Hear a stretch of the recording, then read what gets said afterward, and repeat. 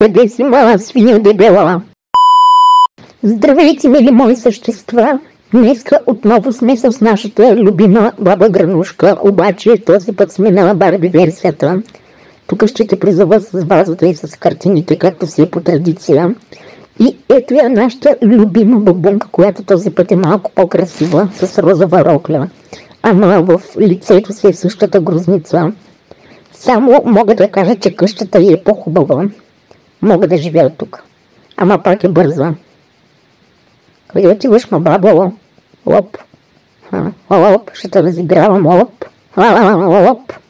Майко, много си просто. Тази ваза ще я взема тук, да ти я мятам, пък може да станеш по-красива. Тук много лилаво. Не. Само не на мен тия пак номера.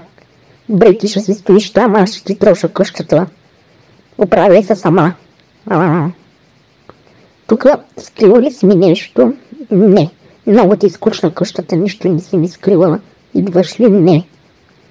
Как може си толкова проста? Few moments later. Още ли не идваш, ма? Добре. Тогава ще те призова. Ще те разкарам малко. Да може да направиш няколко крачки, да отслабнеш, че ти трябва. Аре, ма къде си? Тук ли си? Олето все още тук. Аре, ма, ще ти помогна, айди, че на мен ми стана жално.